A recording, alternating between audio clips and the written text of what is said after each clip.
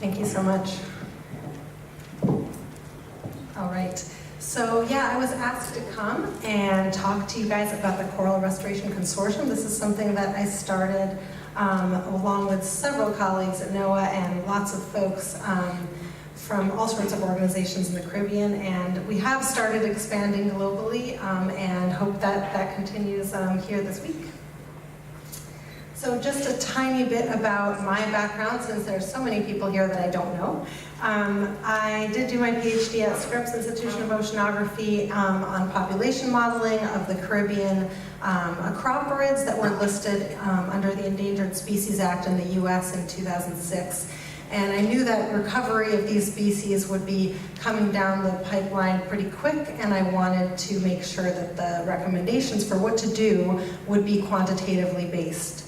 And so I got interested in that and did some data collection and modeling, and then played around with some scenarios on restoration, different densities and different sizes. So that's sort of the my academic background. And I'll pause there for a second because it was at an academic conference that I was listening to a talk on coral restoration, which I'd sort of thought about a little bit, mostly in this context here.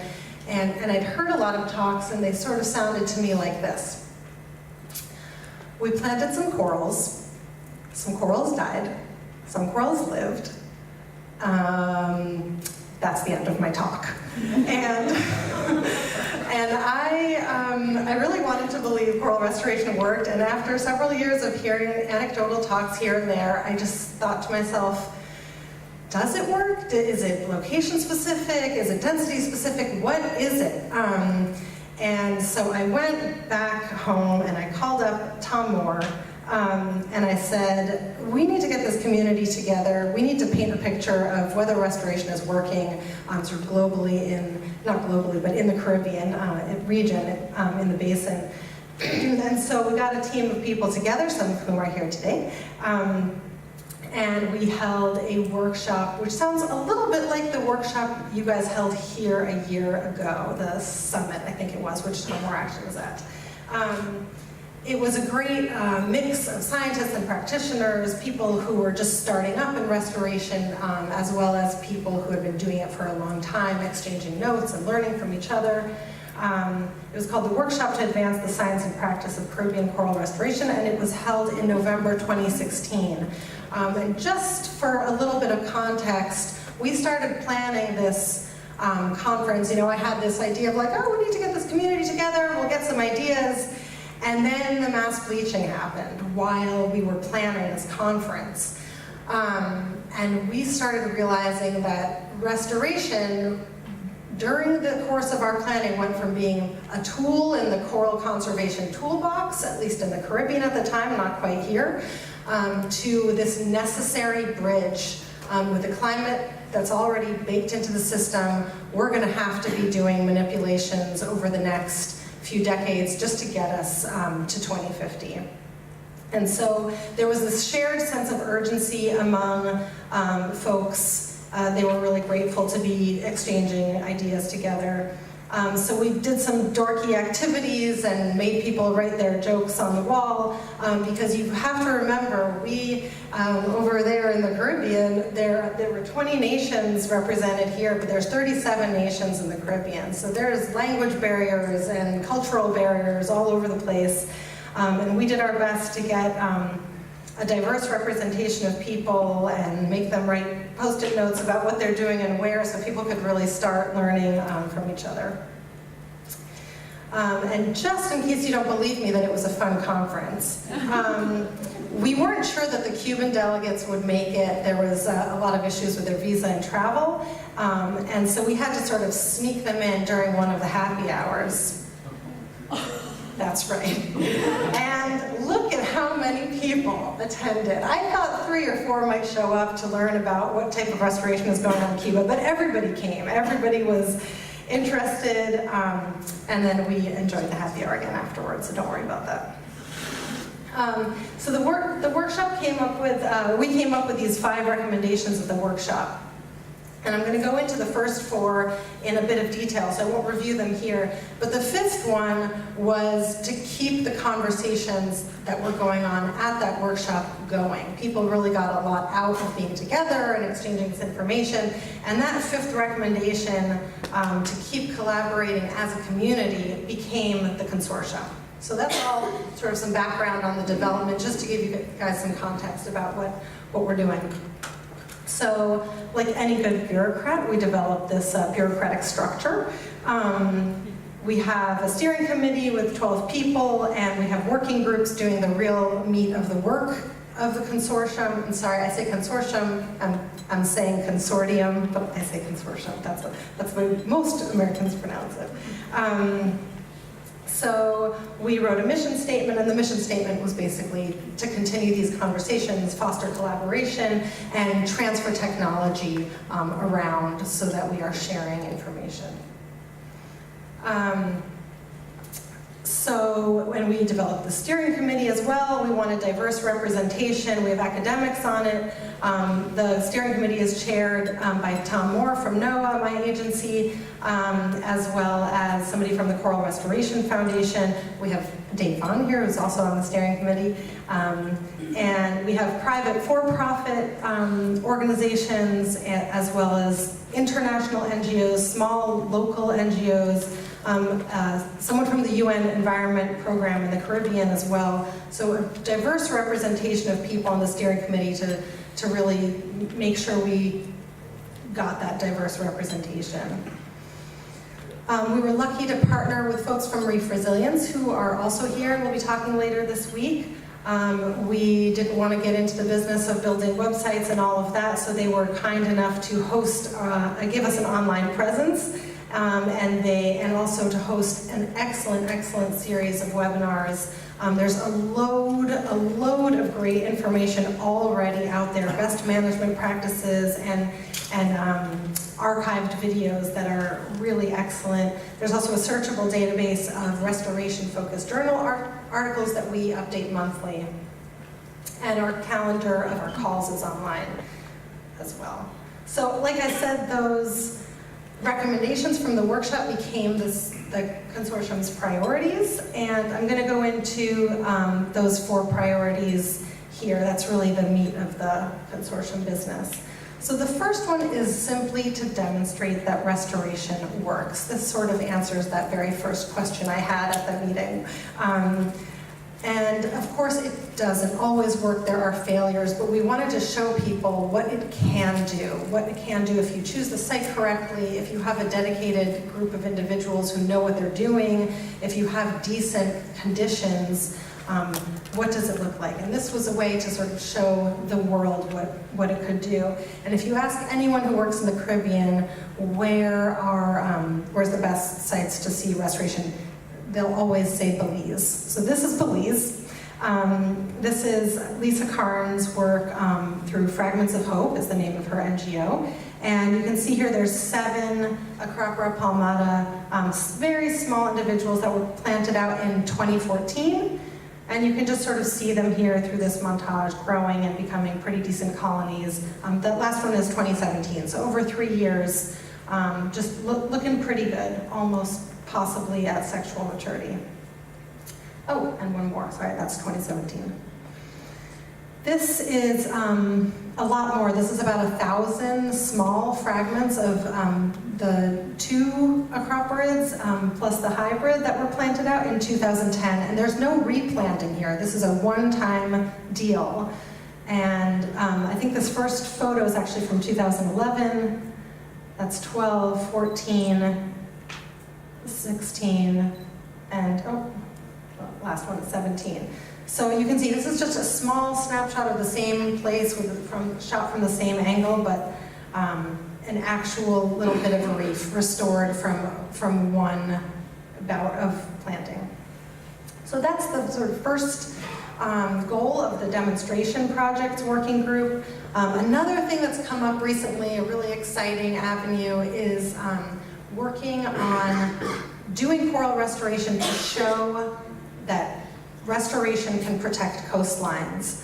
And somebody mentioned that cairns wouldn't exist if it weren't for the reef, because it would be swallowed by the tide. Well, that's true in a lot of areas.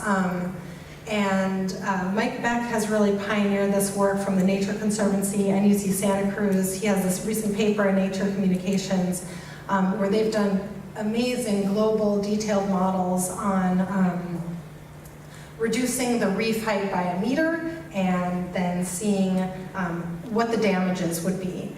And the damages would double if reefs worldwide were degraded by 1 meter height from where they are now.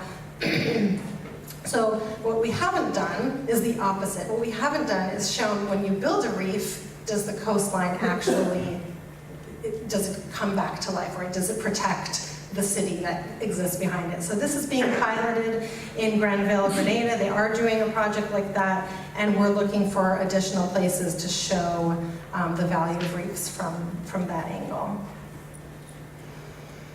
So the other big priority is scaling up restorations. That's really important here for this ginormous size of your reef. We're really, really good at doing restorations that are about 10 meters by 10 meters. We got that down. Here's a good example from Puerto Rico. But what we need to do is take that up a large notch. Oops. So Liz Gergen and Megan Johnson from the National Park Service are heading up this working group. So there's 3 primary ways that we're tackling this from the consortium. The first is through doing field-based propagation. So that's sort of the bread and butter way we do things in the Caribbean. Fragmenting, asexual propagation. It's also called coral gardening. And there's lots of different methods of doing it. We have these coral trees.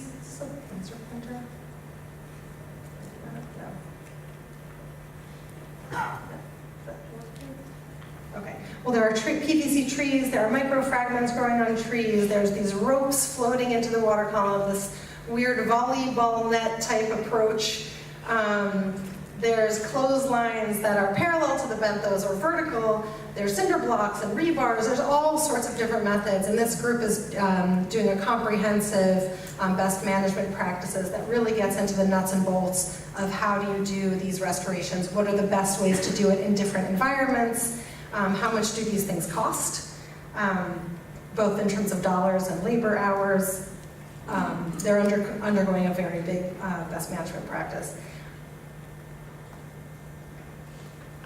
The second way is to scale up land-based propagation. So there's Chris Page from Moat Marine Lab and Scott Graves from the Florida Aquarium are chairing this. Moat Marine Lab is, of course, where Dave Vaughn invented microfragmenting, which has really revolutionized what we've been able to do so far. I think there's been a huge scaling up just from people adopting the microfragmenting technique, and that is continuing. One of the more exciting things that I think this group is doing is working on trying to get spawning corals to reproduce multiple times per year in land-based facilities. And this is work that's been pioneered out of the Horniman Museum in London, but they are replicating it, or trying to replicate it, in the Florida Aquarium. And the final way of scaling up that we're tackling is through larval propagation. This group is headed up by Anya from University of Mexico and Val from Seacor. Seacor has really been the pioneer here in this. The idea is to harness the amazing genetic diversity that corals give us when they spawn, with their millions of babies, but really work on that post-settlement bottleneck of trying to survive after settling. So each individual researcher in this group is doing that type of research, but it's really the power of them working together. And this group really stands out to me because on their calls, they're really going around the room and everybody is sharing what they're doing. They're replicating experiments in different parts of the Caribbean to form a type of control. Peter Harrison from Australia is actually on this group. And I know his knowledge is deemed really valuable. They're very grateful. And here's an example of There's folks out in the water trying to monitor when the spawning is occurring. This network has grown since this group has formed. They form these beautiful calendars and try to really hone in on when the spawning occurs from year to year and try to get more people involved. And one of the newer things, very brand new, in fact, this coral sperm delivery that you see on the left happened yesterday. This is a really exciting project funded by the Paul Allen Family Foundation. I think one of the things that the consortium really does is get people talking together more frequently and building a lot of trust. This project involves Mary Hagedorn, who is the cryopreservation expert, working with Kristen Marhaver, who is the breeding coral babies expert, and working with folks from the Florida Aquarium and Moat, who are experts at growing out the baby corals. And it's a proof of concept that we can take frozen sperm from Florida, move them to Curacao, meet them with some fresh eggs, and that those two populations can interbreed, first of all, as the proof of concept, and then beyond that, it's what type of hybrid vigor can we see there, and eventually those coral will be heat stressed, etc. So the second to last priority of the consortium is to develop monitoring guidelines. People were really interested in having guidelines of how to monitor, and I have to say I agree with those people, because having some common methods of monitoring throughout the Caribbean would really help us paint the picture of what is going on. We didn't even have a map of where the nurseries or outplanting sites were. This is work done by Patricia Kramer just recently to get a sense of what all is going on. Shay Veman is leading the BMPs for monitoring guidelines, and this is also something that was pioneered in the Dominican Republic, a scorecard of, is your restoration or your outplanting site working, a kind of green, yellow, red stoplight approach. We are toying with the idea of accreditation, so saying whether a restoration is gets the CRC stamp of approval. I'm not at all sure that we're going to actually be able to pull that off, but if so, we might use something like this scorecard. And finally, the last priority for the consortium is to improve restoration practices using genetics, and this is headed up by Ileana Baums from Penn State. This group recently got together. They are writing a paper on recommendations on maintaining and improving genetic diversity in the Caribbean corals, including their dinoflagellates, and lots of other things. One thing that stands out to me about this group is they really have the realization that the management community in places like Florida and elsewhere in the Caribbean, they're already making decisions, they're making permitting decisions, and if people like them don't comment, right? And now we have this body, which is a bit bigger than the power of any individual researcher. They can sort of guide policy. So in Florida, for example, they've recently decided what the genetic management units should be, and they're very small, and it would be very restrictive to doing the type of work that I think we all are thinking about, translocations, etc. And so this group is commenting on that, so it's a nice value. A couple of next steps. We are hosting a symposium in December, and abstracts are due at the end of July. I know some folks are already planning to come. I hope more will. We are adding a management working group to the CRC, as well as regional working groups. We're becoming a topic chapter, reef restoration, under the International Society of Reef Studies. That's who puts on the ICRS meetings every 4 years. And like I said, we're scoping out accreditation. So we had some setbacks with the hurricanes in the fall and just getting ourselves off the ground. So we've really only been kind of operational for about 7 months since the beginning of this calendar year. And I feel like we've actually accomplished a lot in researching this talk and getting these slides together. I was impressed by lots more things than I thought I knew it all, but I didn't. The meat of what's happening it's really nice to see. But, as many before me have said, we are in a race against time. The question is, where should our efforts be? Do we put more money towards things like this multiple spawnings per year in land-based facilities? Do we work more closely with environmental managers? Update our monitoring? There's so many things that we can do. Everybody is doing this all without money in our group as part of their regular jobs, and those questions are always at the forefront. So I think partnering here with folks like you guys in Australia, you guys have so much at stake and so many resources that are going into this. There's a ton of expertise, enthusiasm, and interest in the Caribbean. I think together, strengthening the partnerships that we've already been forming is going to be wonderful to see this week, hopefully again in December at the Reef Futures meeting, the one in Florida, not the one next weekend. So that's my plug for continued collaboration with you guys, and thank you guys so much for inviting me.